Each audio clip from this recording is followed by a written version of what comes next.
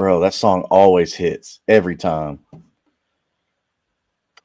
So, this is it.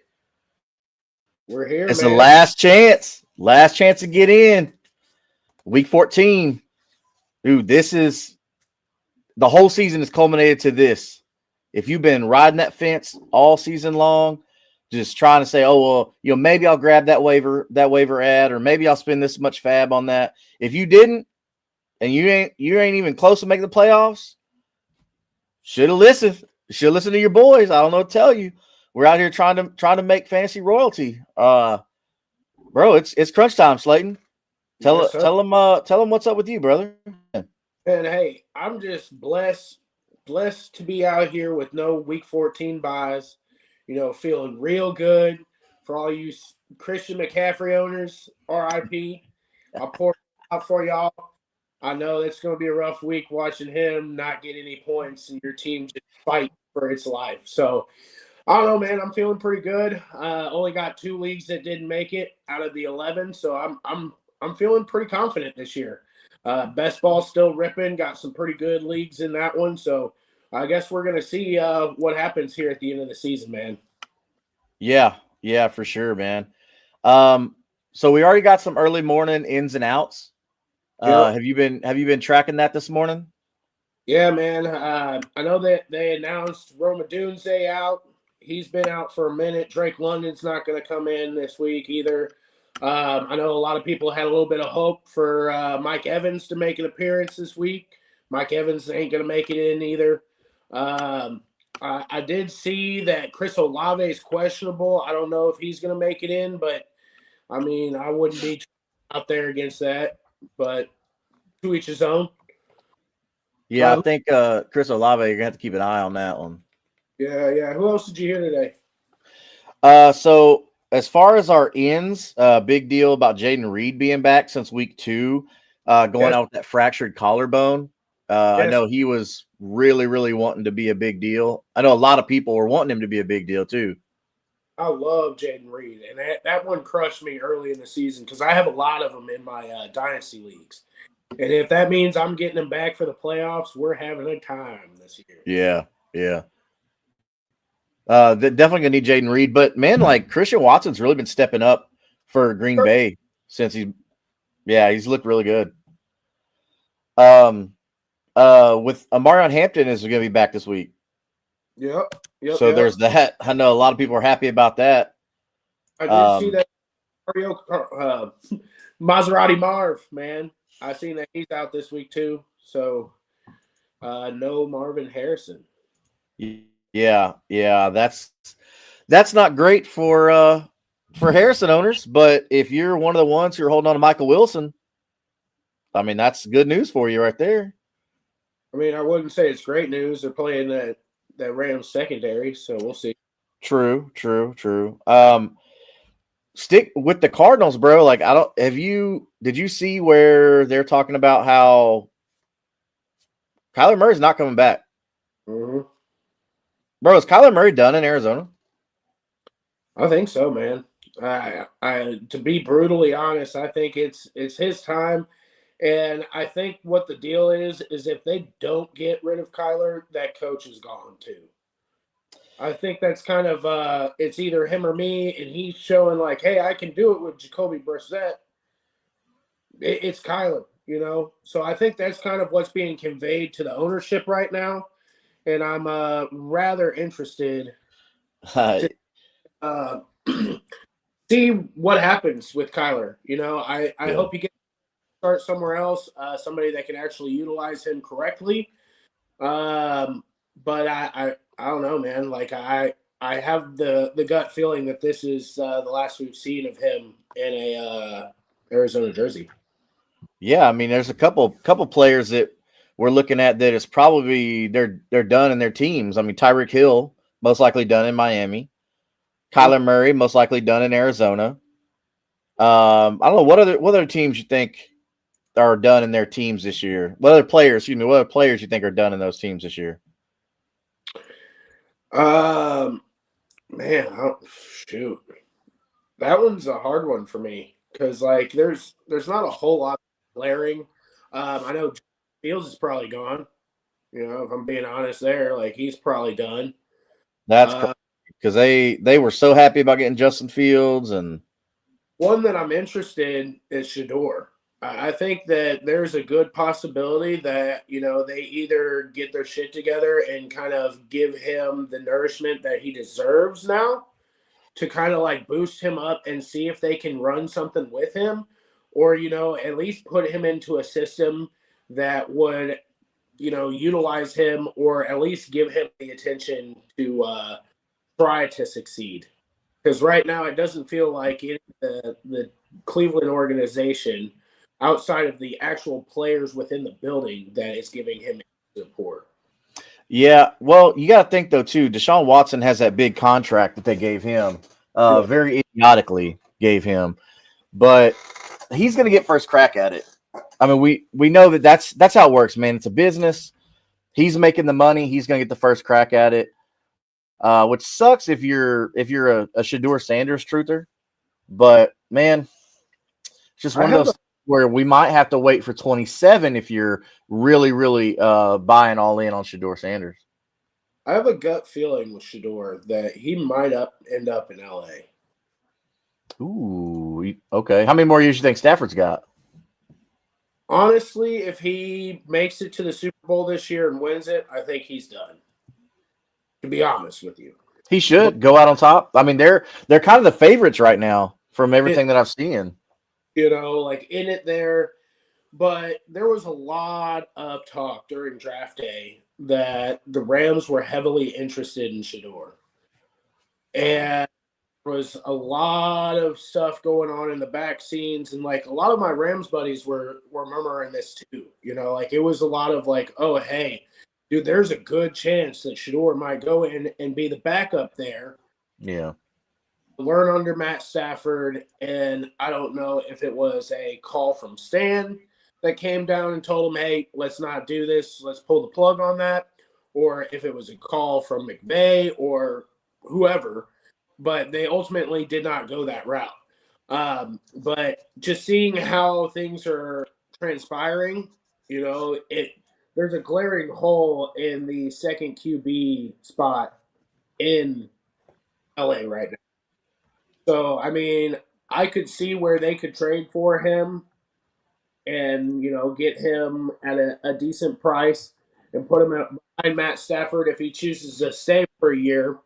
I could see that ultimately happening, but at the same time, I don't know to what extent that they're going to try to prove this point with this kid. Yeah, they're gonna have to figure this out because, I mean, we used to see where quarterbacks would sit and quarterbacks would wait a year or two and then come out and be good. Yeah, but now it's like, man, all right, we're gonna draft you, and you're gonna be thrown to the fire day one. It's like, man, these kids, these kids can't do that. There's the NFL game. It's the best of the best in college are playing in the NFL. So it's not like you can go out and you can play at, some small school and be elite and then come out in the NFL and you think you're good. I mean, we saw that with so let's say like Adam Troutman. I don't know if a lot of people remember Adam Troutman. He played at a small school. I want to say it was Liberty. Is your Liberty or something like that? But a small school. And he was just a receiving machine at tight end. And then he gets drafted to the Saints, and now he's with the Broncos, and he's just forgotten. I mean, he gets a couple catches here and there, but it's like he was supposed to come out and be this amazing athletic tight end, and where you at now? I mean, so the league's tricky, man. So with these quarterbacks, it doesn't work out. Look at Trey Lance. Mm-hmm. Malik. Yeah, Malik Willis when he was supposed to be really good for the Titans, and that didn't work out. He went to Liberty as well. Yeah, there you go. Almost that entire draft class. Will Levis, the whole team Hmm. there was a lot of glaring holes in that one there. And it's just sad because like a lot of these guys come in there, they're highly touted, and they don't get any sort of support on the back end. And it's like, man, like these guys could be phenomenal, but nobody's taking the time. Like you draft these guys to be a piece, and then like there's no connection. There's no. It's all disconnected. Now I'm starting to see like a lot of these guys are stop trying to force the connection by drafting these guys. They're a lot of them are drafting like a quarterback and a wide receiver, kind of like how Cincy's done. Kind of like a couple of these different teams where they have a QB and a wide receiver that went to the same school Yeah, yeah, after separate years to have that built-in chemistry to make up that offense. right. And trying to like oh okay, we're just going to draft this random guy and hope that he fits into the organization, which is wild. But to each his own. It's just kind of And it crazy. doesn't help that they have coach turnover. Like, there's a reason why you're drafting a quarterback in the top 3 spots because your team sucked, and then Yeah. now you've got a new coach in, and then 2 years later he's gone because he couldn't win because you didn't do all the other things. I mean, yes, look, I get it. When there's a generational quarterback coming out, I get it. But if Yeah. it's just some run of the mill quarterback, don't waste the draft pick on that. Like, trade back and build where you need to build. Offensive line. How many teams are we seeing right now where their offensive line is horrible, but they have a good quarterback? I can give you 2 right now: the Jaguars and the Texans. Cincinnati Cincinnati, there you go. Ravens. And they Like even paid Joe Burrow. That's the thing. You're paying this man all this money, but you won't protect him. what about Pittsburgh? What about Chicago? I mean, like I can keep going on. Like half of the teams in the league, their offense is a dog shit, man. And it's just Yeah, because sad because this draft class isn't great for offensive line. they're just getting killed back there. And I'm like, man, Yeah. come on now. This is a good draft class for defense, but Yeah. not for offensive line at all. No. So if you need to protect a quarterback, you're going to have to really, really figure it out. Like, you're going to earn your money, Mr. GM. You're about to earn that paycheck because you got to figure out, especially how to keep an elite guy like Joe Burrow. Because for my money, I don't think there's a better quarterback throwing the football than Joe Burrow. Mm-hmm. I don't, man. I'm sorry. But you've got the NFL. You have to keep these guys upright. Mick Lipper, we miss you, brother. Hope you're doing good out there, man. So 175 premium. He's talking about tight ends. Who do I sit? Sit Goddard, Kincaid, Dalton Schultz, or Harvey? Okay. So 3 tight ends and 1 running back. Sitting Hey, RJ Harvey's gonna be tough, dude. hey, Dude, Kincaid. So is this who do I sit? Just one? I guess sit just one out of all of them. Is that right, Mick? Because if you're just sitting one, then yeah, sit Kincaid because he has looked like abysmal with the Bills. Like, he's another guy that we talked about. They still, go to these schools and they look so good. Which Kincaid went to a good school. He was at Utah, so it's like he's used to good competition, like at a higher level in college. Has all the attributes. Super athletic, can catch. Like, he was the tight end in his draft class. He was the guy. And goes to Buffalo, where it's the Josh Allen show and nobody else. Like, if Josh Allen wants to take a play off, he hands it off to James Cook. That's it. So, like, I've already said, like, I understand why Keon Coleman's pissed off in Buffalo because he's not getting the ball anyway. it's craziness. It's craziness to me on that side. Like, yeah, that I still don't understand how that offense operates there. But yeah, no, Kincaid would be the one there that I'd be sitting. He's looked abysmal and he's still dealing with injury, I believe. All right. Yeah, I mean, I'm with that. Sit Kincaid. I like.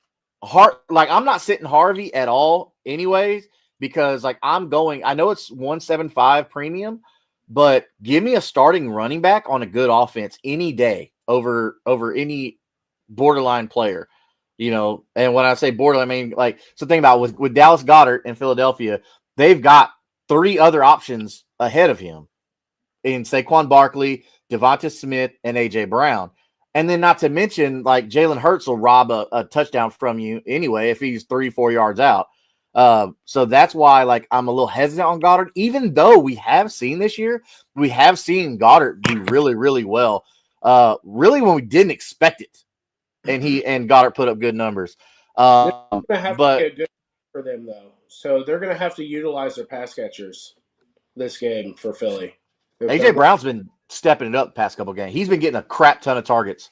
That was one of the notes I made. Like, dude, ever since AJ Brown like opened his mouth and said, "Hey, I'm not getting enough targets. I'm not happy," we've seen the offense kind of funnel to him. He's had 30 something targets the past couple of weeks. Like it's been impressive, very, very impressive. But I don't think that's going to change. I think AJ Brown's still going to get his targets. And with Dalton Schultz, I mean, dude, we just talked about the Texans offensive line. Stroud's got to get the ball out quick. But so looking at our other ins and outs today. So a couple other outs. We're looking at Alvin Kamara with ankles and knees and all the joints. Oh my! But that doesn't surprise me, man. Alvin's been such a stud for his whole career. I mean, it makes sense that he's a little banged up right now, but heck, man, like for Dynasty, this could be good for Devin Neal. I think Devin Neal could be serviceable. See what he's got at least. Yeah. But yeah. So, but dude, Alvin Kamara's been weird this year. Anyway, he's only been over double digits 5 times this season in fantasy points. Isn't that crazy? Well, it's because the fucking team sucks, man. You got Spencer Rattler, fucking Desperation U, and then you got, Tyler Shaw, who's 50 years old and a freshman. Oh, man. Like, and then you expect these high quality players to play with these dudes? Like, come on, man. Like, that's crazy. Chris Olave, I guaranteed, like, he's probably not going to play. If I was him, I'd be like, hell no, I'm not going out there. Yeah, like, just go get hurt for nothing. Yeah, like they're going to have another quarterback next season for sure, like 100%. Mick asked another question. Start one: DeAndre Swift, Pierce. Is that Alec Pierce? I'm assuming. Yeah, Alec Pierce. I'm hoping it's not Damian Pierce because that's a no. But Alec Pierce, or Terry McLaurin. So I mean, let's look at that. So Terry McLaurin is a spicy one because Jaden Daniels. Okay. Yeah, looked good with Jaden Daniels. So I don't know if they're still in the running for a playoff spot. No, they're not even close. They're not gonna make it at all, no matter what they do. Yeah. So like, I mean, I would probably lean Swift. I don't love it. But it would be Swift or McLaurin for me, and it'd be a coin flip. Yeah, this is a really tough one because Swift has a good matchup against the Packers. So we know how those games usually go, and especially with Odunze. Mm-hmm. So they're going to have to look another direction to get production, and we know Swift can do it through the air with his hands. He's done it in the past, all the way back his time in Detroit. And then looking at Alec Pierce, I mean, this is kind of a must win for the Colts. Alec Pierce is always good for one or two like kind of deep shots, and he usually comes down with it if it's catchable. But I'm not willing to take the boomer bust on Alec Pierce this week against the Jaguars defense, who's been decent. I like start one. I've got to go with McLaurin. Now, hear me out. The Swift with DeAndre Swift, there has been some timeshare stuff with him and Monangai. Okay. It's almost a 50-50. I don't like that. Now, for real NFL, yes, I love it if I'm the coach. But if I'm a fantasy manager, no, no, no. I don't want anything to do with a 50-50 split at all, bro. So I'm gonna go McLaurin on this one. Jaden Daniels back. I think they're gonna make a statement. He really doesn't need to play, which is I'm curious why you're putting him back in there. But then on the flip side, the competitor in me, I get it. You want to be in the game. You want to keep those reps. You don't want to get rusty or anything like that. But look at these last four. These are just the last four for DeAndre Swift. His snap percentage. Okay, Week 10 against the Giants. That's where we're gonna start. 62%. Mm-hmm. Okay. Week 11 at Minnesota, 57%. Week 12 at home against Pittsburgh, 45%. Mm-hmm. And then last week at Philadelphia, 53%. That's bad to me. Like, yes, I like DeAndre Swift. I like the RB1. But, bro, this is 50%. This is an RBBC right here. I don't like that. And his numbers have been good. Like, good-ish. He did good against the Giants. He got you about 15 points. And last week, he got you 20 points. But those 2 weeks in the middle, he got you 9 points and then 1.9 points. Mm-hmm. So as long as they're doing this, I can't be confident in DeAndre Swift as long as they're splitting almost 50% every game. That makes me really nervous, man. So me personally, I got to go Terry McLaurin on this one, Mick. I don't know, Slayton. What do you think, man? I'm still, yeah. I would be kind of a coin flip between him and Swift. I mean, Swift has more. They're fighting for more with Chicago. So, like, I feel like there's going to be a chance of a higher scoring game there. So with me, like, I'm putting my kind of faith in more points scored. Somebody's got to be getting those touchdowns. Somebody's got to be getting those yards. So, Yes, Kyle Monaghan. I mean, maybe. Because he's had, since the Giants, 38%, 37%, 54%, and 45%. So the last 2 weeks really have been a split 50-50 between them two. But Monaghan's actually had better numbers than DeAndre Swift. So since the Giants, he got you 8.8. At Minnesota, he got you 10.7. Home against Pittsburgh, he got you 10.8. And then last week against Philly, he got you 19. So both running backs ate last week. To be fair, both running backs did eat against Philly. But that might have been more because Philly's secondary is really damn good. And they ate on the short end. So they said, hey, we're going to run the ball. Because he got 22 carries for 130 yards and a touchdown. Monaghan did. Yeah. 22 carries is what you see some teams have with one running back. But my thing is like, where is DeAndre Swift operating? Now, they do use him in the slot sometimes. They use him a lot of swing routes, Texas routes, things like that. Exactly. I will give you that. But my process is it's going to be a lot of short dump off. He doesn't have to get all of his bread on the touches. You know what I'm saying? He can get some of his bread off of, gadget plays, catching off the line there, doing screen plays, doing that type of stuff. He can still get his there. He's not getting that many receptions, though. That's the problem. Or targets, for that matter. So, last week, he only had 2 targets and caught one of them for 13 yards and no touchdowns. And then points there. You know what I'm saying? Yes. Like that. But my thing is like, if you're looking for a floor to make the playoffs, the other two are very boom bust for me.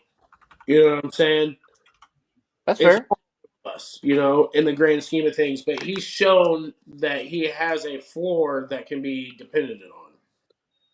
Yeah. I mean, so here's with Terry McLaurin, all right, which we've seen Terry McLaurin produce with random quarterbacks in the past. We've seen that.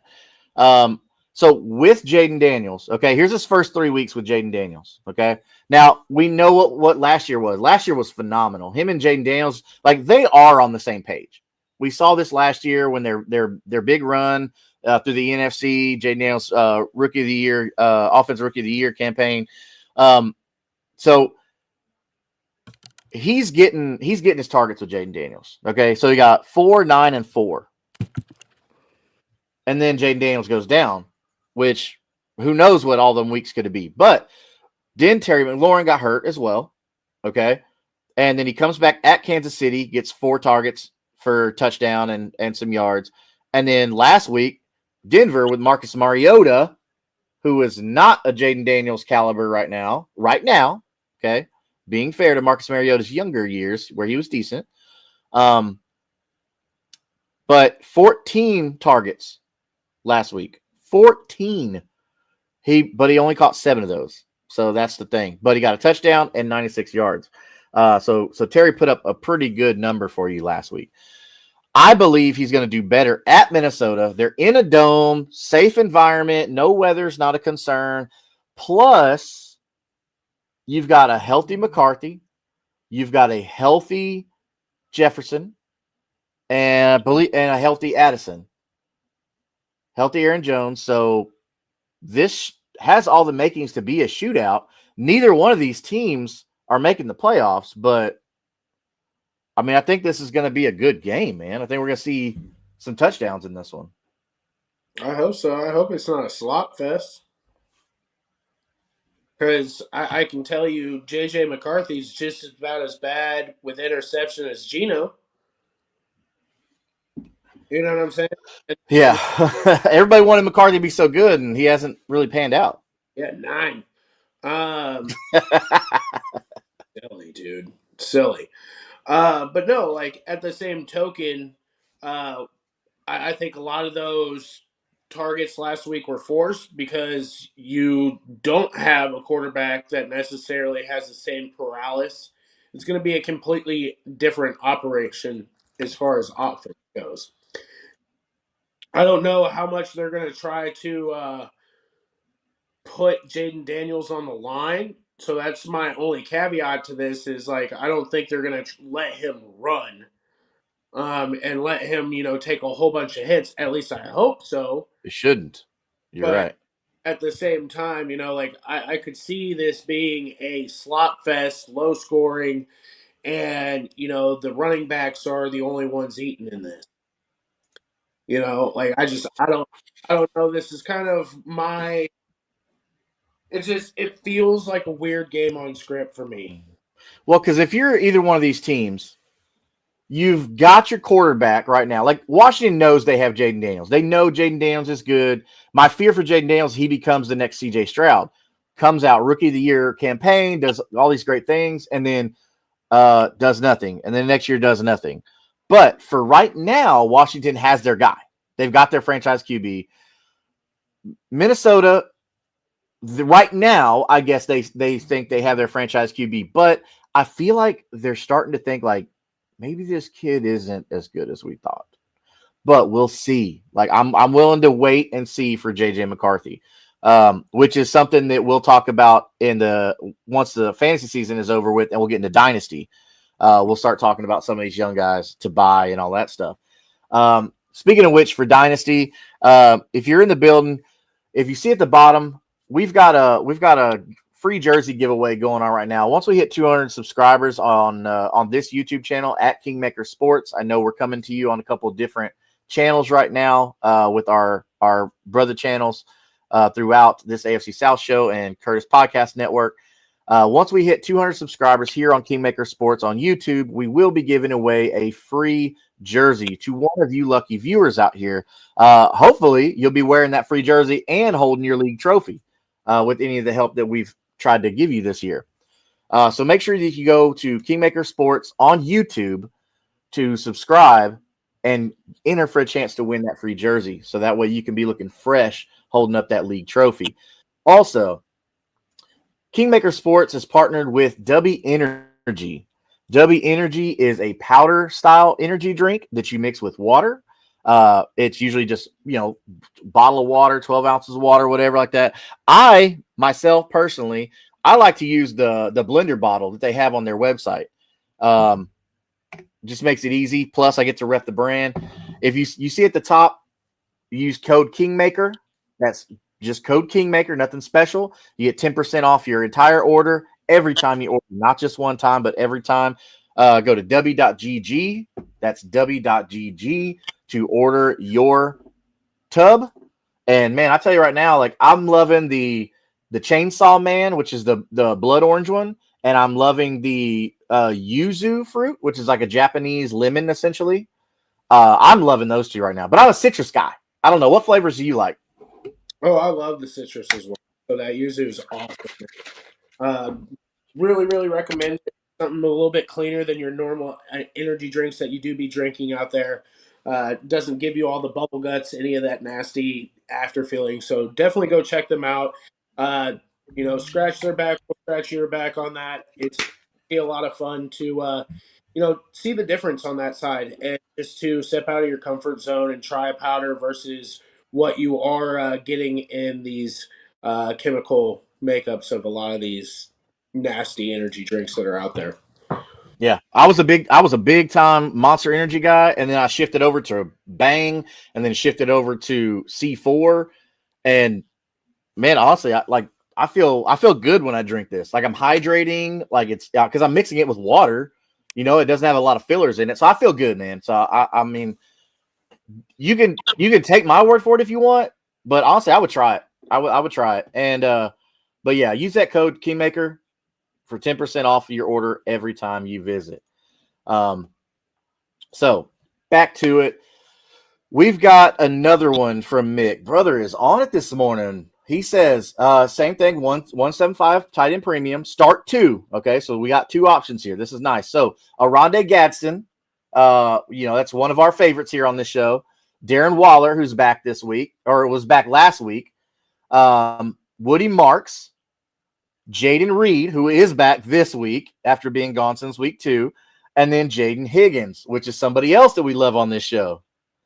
So we're looking at, let's look at the matchups. As we always do, let's look at the matchups. First, let's look at Aronde Gadsden, okay? The Chargers are playing Monday night, so prime time. It's just them, all eyes on me. If you know that song, We Can Be Friends.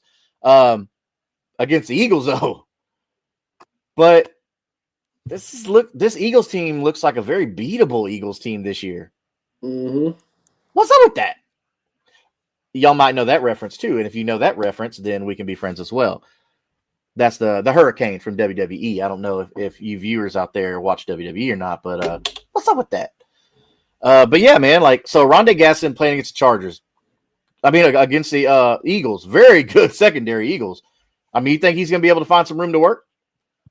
Well, just like you were saying, their secondary is fantastic, but he works a lot over the middle and short distance. So maybe he can stick underneath the defense there and be able to do a little bit of work. And I know a couple of those wide receivers in that group is banged up. We are getting a Hampton back, so I don't know if that's going to affect some of those targets that Aronde was getting. It's out of the piles of turds you had there, Meg. I would think this was one of the shiniest that you got in that pot. The shy turd. I don't really trust Darren Waller because I don't really trust the Dolphins offense outside of Devon Achane. Absolutely not. Yeah, and he's him. Did you see his post that he put out there? He said he didn't need a gender reveal. They knew he was him. Woo! Dude, you gotta love that big energy right there. I was like, all right, yo. Respect that. Respect that. Man, you bring up a good point with the targets because Amaron Hampton is really good with through the air too. Because before he went out and got hurt, so here's his first 5 games of the season. Really, I mean, he's a rookie, so his first 5 games as an NFL player as targets. Now this is targets. Okay, he got 2 at home against Kansas City, 2 in Las Vegas. He got 7 at home against Denver, and he got 5 at New York, and then he got 6 at home against Washington. And he caught pretty much he catches everything he's thrown except for 1. He's got 2. He's got 2 passes that he dropped in his first 5 games, which is really good. He didn't get any receiving touchdowns, but the targets are really nice for Amaron Hampton. Oh, yeah. Now, on the flip side of that, Aronde Gadsden, he has actually been getting a lot of snap share. Okay. So yeah, he started the season off really, really slow, 20%, 40% in that range. But this is since Gadsden's breakout game in week 6 at Miami. Okay. This is after Hampton went down. Okay. So to further implement what you said, because Hampton did not play week 6 and on until now. Mm-hmm. Aronde Gadsden stepped in. 75% snap share, 79, 77, 80, 52, 88, and then bye week, and then last week had 70% snap share. So he's on the field. Mm-hmm. Like, homie is getting some looks, okay? Now, let's look at his targets. His targets are really, really nice. Since Hampton went down, okay, his targets are as follows: 8, 9, 5, 5, 6, 5, and then last week he had 2. But dude, he's doing good, but he's only caught 2 touchdowns. So that's kind of concerning. You have a valid argument, the Hampton Gadsden. So I think this is going to be a telltale game right here. Are you willing to take that risk on Gadsden, or do you think that's going to be money right back to Amarion Hampton? And that's something that we got to see on tape here is that Omarion Hampton is ready to come back at a full capacity. He had a fractured ankle, so that's like, coming back at like a full 100%. Like, this feels a little bit rushed, if I'm being honest with you. But at the same time, I don't know, man. Like, you think the Chargers at 8-4 are rushing him back because they know, like, hey, we've got to beat the Eagles. We got to, like, they're in crunch time mode. Yeah. And, like, I'm sure that he's young and he's a competitor, so he wants to be back as well, but he's a rookie. You know what I'm saying? Like I don't know what the rate of re-injury is on that, but I'm sure it's not lovely. You know what I'm saying? Like, yeah, I mean, because the Chargers, like, why would they bring him back if they're not competing? First off, I mean, we know they are. Yeah. But I don't know, dude. Like, the Broncos, clearly have the top spot in the AFC West. They have the top spot, hands down. The Chargers are sitting at number 2 with 8-4, but then the Chiefs, though, okay, this is the time where the Chiefs normally get hot right now. Yep. We know they already have the refs, so that's something they have going for them. But like, the Chargers probably say, hey, we need Hampton. We need him back because we have to keep the Chiefs away from us. We have to get every win matters to us. I don't know. Yeah, they've been abysmal. I mean, Kamani Vidal's had a couple good games, but it's not been good out there. Like, and I think that's a lot of the reason why Aronde Gadsden's been getting a lot of these targets is because there is not a competent run game there. That's true. So, like, a lot of dump offs. He's going to be getting pressured. That offensive line's not fantastic by any means. They're in shambles right now. Their 2 best tackles are out. Like, it just does not feel right for me to put a rookie running back out there knowing that your offensive line is just shredded right now. He's coming off of a fucking shattered ankle, brother. Like, what are we doing? What are we doing? Do we think that he's still going to be able to cut as hard? Like, mentally, think mentally too. Rookie 1, okay? Veterans don't come back mentally the same after they come back from an injury like that, especially where it requires you're using your body to shift direction. This is a big, strong boy right here, okay? Like, Amarion Hampton ain't some little guy like Darren Sproles. Like, he's shifting some weight out there. Yeah. Do we really think that this ankle of his is going to hold up to when he drops that, 220, 230 pounds, whatever he is, just digs that cleat in the dirt? I mean, are we seriously going to think here? Like, look, I get cortisone shots are a real thing. But, like, do we really think he's not going to be like, oh, damn, oh, that hurt last time. Let me not do that hard. And then now it's like he's gone. No, he's not 100% right now. Yeah. Like, physically, you can be 100%, but mentally, it doesn't make a whole lot of sense to me. But I mean, I'm not paid to make these decisions, so I guess. Uh, But to answer your question, Mick, I would probably go with Rondé and most likely Woody Marks. I don't have any faith in Waller whatsoever, and Jaden Higgins is going to have to, like, I don't know. They're playing the Chiefs there. It could be a pretty high flying game, but then again, like, I don't know what is going to come out of that game, to be honest with you. I think it's going to be a massive HN game against the Jets. Yeah. Because like the Jets are bad. Honestly, I didn't think the Dolphins will win 5 games, but I'm with you. Like, I don't think Waller is worth the start. I mean, could he come out and get like 10 targets? 100%. Like, he could.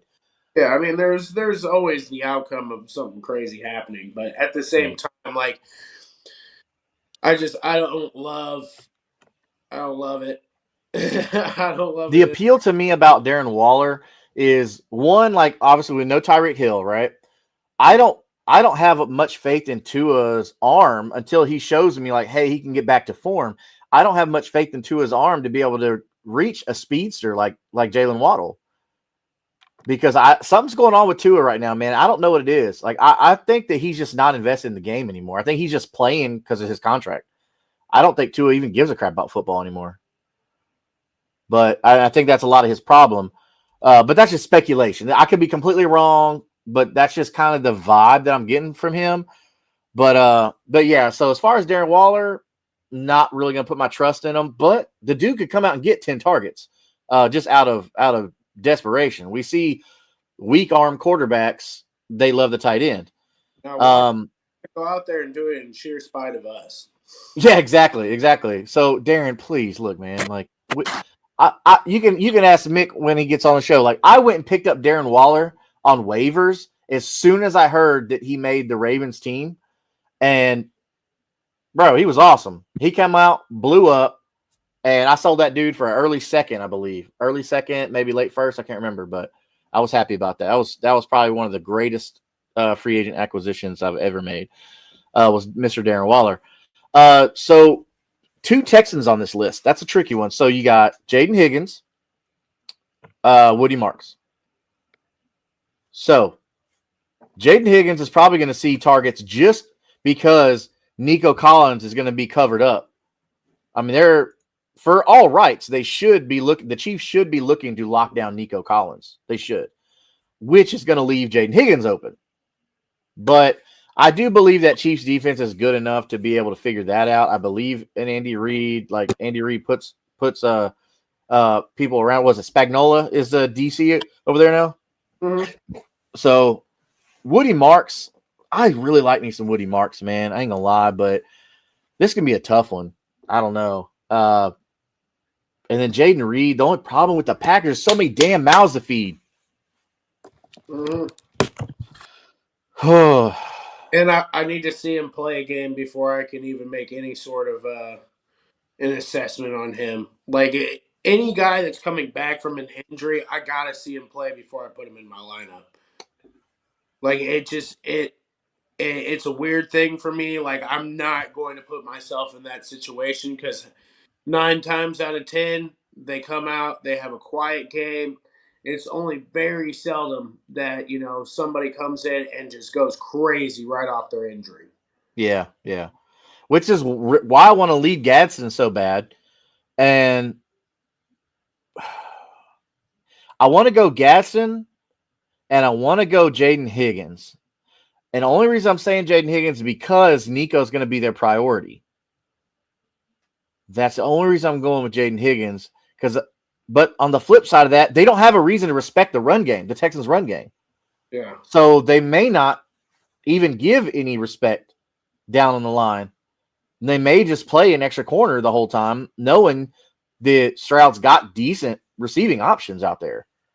So this is a tough one for me. But I do want to go Gasson. I believe in what you're talking about with Jaden Reed.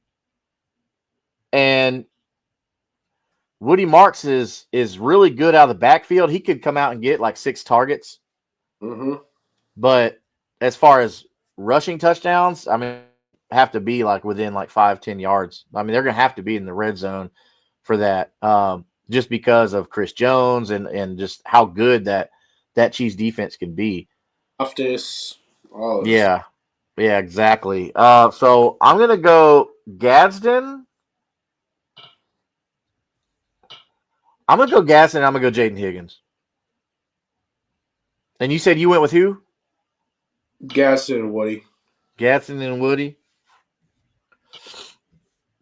So hopefully, Mick, that helps you out, bro. I know you and I want to see Gadsden succeed. We're big fans of him.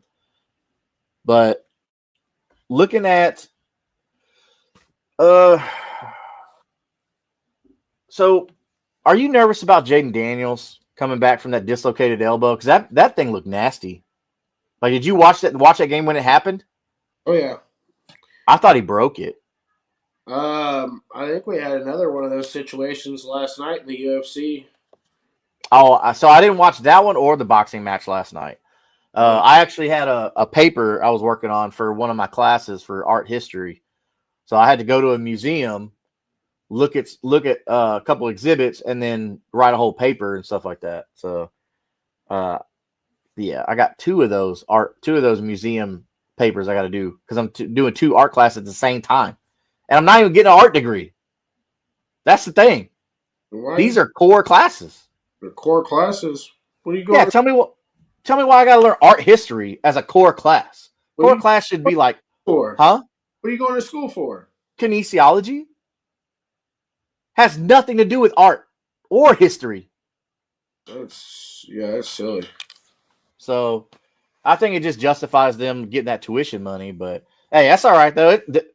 Hey, my time in the Army's paying for that. GI Bill's covering for that. But still, like, I feel like you're robbing the student here. Like, why are you doing that? It has nothing to do with their degree or a core class. But I digress. Bro, how crazy was Jahmyr Gibbs on Thursday? He went crazy. Can we just name him King of the Week already, or what? I mean, yeah. I mean, we should. We're not even starting our Sunday games. That's the crazy thing. It's Thursday Night Football. He's already King of the Week. Yeah, that was a good game, dude. That was a solid game. I enjoyed that game quite a bit, man. It was pretty good on all cylinders. I'm pretty sure most of all of your playmakers got you some sort of points. Yes, on Thursday. So definitely a great matchup and a phenomenal one for Week 14 for all you guys that are trying to fight for your right to party. I love it. I love how you put that, dude. It's crazy that Gibbs is doing so well. And we talked about snap percentage and snap share. He's sharing with another good running back, David Montgomery. Mm-hmm. David Montgomery's getting about 30 to 40% of every game. Yeah. Every game. Yeah. And Gibbs is just that good that he can put up RB1 numbers with 70% snap share. Bruh. Oh, this is crazy. This is a duo they need to keep. I think MCDC needs to figure out a way to keep this kind of system going, to have Jahmyr Gibbs and then a complimentary like a David Montgomery. Because we understand, like, David Montgomery probably wants to go be a starter somewhere at some point when his contract expires. Now, he's older. It probably ain't going to happen. It would behoove him, which, kids, that means in your best interest. It would behoove him to stay with Detroit. I don't know. Him and Gibbs have like a really, really close relationship too, like off the field. Like they're homies. And like what's their nicknames for each other? It's like Sonic and something, right? Sonic and Hedgehog, yeah. No, Sonic is the Hedgehog. It's like Sonic and Knuckles. Tails. Knuckles, wasn't it? Or Tails. That's funny. There's this account that I follow on TikTok. It's called Cook the Books. And the dude made a little spoof thing or whatever, like about all the different running backs or whatever like that. Obviously, your boy Scatterboo was in it. And he was like, oh, he's like, I should find the clip and send it to you. But he's like running out this way. And there's a linebacker over here. Linebacker's like, oh, he's got the touchdown. And then the guy like pans over Scatterboo, and Scatterboo was like, and he's like, no. He like runs away from him. Like, Scatterboo wants to go run into you and put his head down and kill you. And then another one with Jahmyr Gibbs, he's like, It's like, oh, there's Jahmyr Gibbs, like trying to find a hole, and the next thing is like, yo, he's gone. Yeah, yeah. Mellow Mike says Chiefs are going down tonight. Looking at your image there, Mellow Mike. Go Texans. So yeah, so Mike, if you just hopped in, man, you saw we were talking about Jaden Higgins and Woody Marks and how they can match up to that Chiefs defense. I'm hoping both those guys can do. I really want to see Woody Marks do well. Do I think he's your future at running back? No, but I think he could be like a good passing down running back. Jaden Higgins should eat today. If Nico Collins absorbs a lot of those looks. He says Lions ended the Cowboys season. Texans ended Chiefs season. AFC is wide open this year. Yeah. I mean, the Patriots and Broncos are pretty much dominating right now. Did you think Drake May was going to come out this year and do this good? No, absolutely not. And especially with Josh McDaniels as his OC, because that dude's a fraud. He's terrible. I think the only reason why they're winning is because Mike Vrabel, but that's to each his own. But yeah, he's playing out of his mind this year, and he should definitely get some nod in MVP. I think he should be in the running there pretty heavily. But yeah, no, dude. I think that it's definitely an eye opener for everybody because I don't think there was too many people that were huge on Drake May coming out. He was kind of the one that was overshadowed in that class. Yeah, him and I wasn't really big on Bo Nix. I'm still kind of not. I feel like it's more Sean Payton, but both these teams, like you mentioned Mike Vrabel, both these teams, the Patriots and Broncos, they have really good coaches. Like Mike Vrabel being let go in Tennessee, and I've said this to the Tennessee guys over on Titans Table for Two, that was the dumbest thing they could have done. Because you let him go, and then now look at you. You don't have a head coach. No, they're trying Brian Callahan run, trying to see if he could fix that offense. I'm like, brother. What did Mike Vrabel do wrong? Show me one thing Mike Vrabel did wrong. It doesn't make sense. And I said the same thing about Robert Saleh with the Jets. What did he do wrong? He coached the players you gave him, but you can't make a turd into a diamond. It doesn't work that way. You have to at least give him a piece of coal to put pressure on to make a diamond. You got to give the man a piece of coal. I don't get it, man. I don't get how some of these people can just like quickly just say, "Oh, we're not done, or we're done with you. You're not winning games." Like that's because you're giving me crap to work with. But anyways, Mello says Woody is comparable to Kyron Williams. Agree. He gets consistent yards on the ground, picks up the blitz, and is a better option as a relief valve receiver. And bro, that's today's running back that I like. I mean, not all of them are going to be your Jahmyr Gibbs. Not all of them are going to be your Bijan Robinsons, your Jonathan Taylors. Like, they're not all going to be the CMC, okay, which CMC is big enough. He can run, but he can run through people if he wants to. But your Woody Marks, like, yes, like he has all the intangibles you want in an RB1 in a good system, a modern NFL system. Now, obviously, we ain't lining up no fullback back there no more, like our true fullback. That's not like everybody doesn't do that anymore.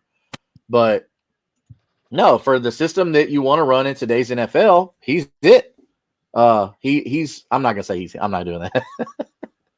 I was gonna say he's him, but no, I ain't doing that. But yeah, no, I agree with you on that one. So let's do a rundown real quick. Let's look at some matchups, and then we'll head out. I know a lot of people are really anxious to get their last get that last playoff push. To get this win, to get into the playoffs, or if you're already in the playoffs, you've already got locked in, then you're just sitting back drinking beer, watching football today. You ain't got nothing to worry about. So let's start with Colts Jaguars. They're in Jacksonville. This is for the first place in AFC South, which could ultimately mean the playoffs. Both these teams should make the playoffs if they continue to win. But yeah. what do you think is going to happen in Jacksonville? You think anybody's going to stand out today? Jonathan Taylor. Jonathan Taylor's going to stand out there. But I don't know how to feel about this game. I really don't. They have a higher, one of the higher point totals for the over under. I think it like just under 45 or like 44.5 or something of that nature. And like Daniel Jones is dealing with injury. So that's worrisome to me. He hasn't looked right in the last couple weeks, so that kind of bothers me. Jags, I don't know how they slop their wins, but somehow they keep slopping their way to wins. And it's aggravating because that team is not good. It's not good. So I don't know. Like I feel like both of these guys are fighting for the first team to be out of the playoffs. Yeah, you may be right on that. They definitely got to figure out what's going on with Daniel Jones. His mobility, you're right, is lacking right now. Um, and he's not one of those, throw it 30 times a game quarterbacks either. He's not that guy. But they're gonna have to depend on Jonathan Taylor today. So like he's the only one that I have faith out of any of these offenses. That and Tyler Warren. I would Yeah. take shots at Tyler Warren because he does get some smaller dump off. I wouldn't be surprised if he got a touchdown today. But yeah, that's kind of where I'm at on that. Yeah, I'm with you, man. So this is kind of a weird game because I like Trevor Lawrence. I think Trevor Lawrence is a good quarterback. And I've said that plenty of times. Even on our guys Third and Teal, their show over there. Which, if you're a Jags fan, go check them out. Really great guys, real knowledgeable, exciting shows to watch too and listen to. But I was telling them about, I think Travis Etienne's a good running back. I think Trevor Lawrence is a good quarterback. But they got to put all the pieces together. Liam Cohen is starting to look like it's working out, like he knows what he's doing. And I think, hey, give him a little credit. But they're still missing a quality offensive line to be able to give Trevor Lawrence time. Now, we see now that Trevor Lawrence wasn't that generational guy that we all thought he was. I did too.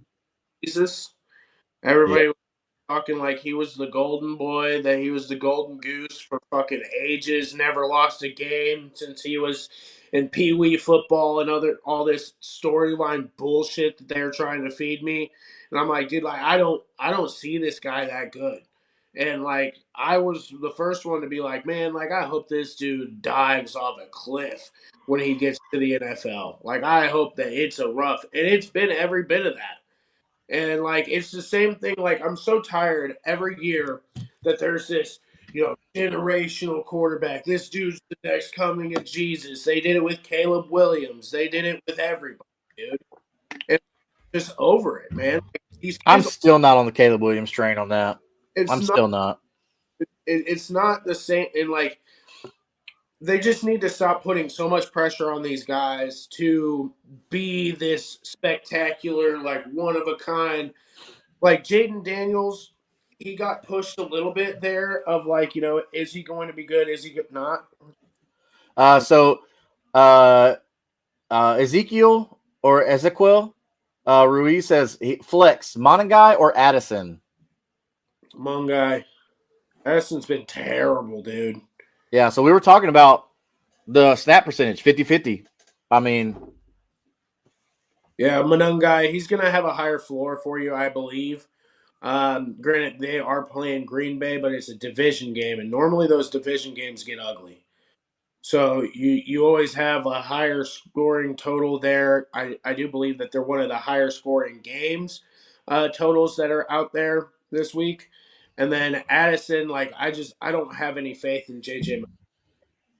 Dude's been throwing like 2-3 interceptions a game. It feels like I'm just like, buddy, get on. Like this is terrible. They need to reevaluate something. Like Carter. yeah, I'm with you. Kyle Monangai is my pick here. Uh, man, so that's it. It's 12 o'clock. Kickoffs are upon us, and bro, when to get in some cases. Yes. So hopefully the three of us, I know this morning you're just seeing Slayton and I, but hopefully with Slayton, Big McLipper, and myself, hopefully we've been able to help you out this fantasy season. All right. We've talked about a lot of waiver wire ads. We've talked about a lot of guys, sleeper guys that you should stash. And those stashes usually have worked out. You stashed Travion Henderson, worked out pretty good for you. You drafted Tyler Warren late, worked out pretty good for you. So there's these little things like that that the three of us here on Kingmaker Sports really take pride in ourselves in doing, is being able to deep dive. Okay. It's real easy for a lot of shows to say, like, oh, start your Josh Allens this week. Yeah, no duh.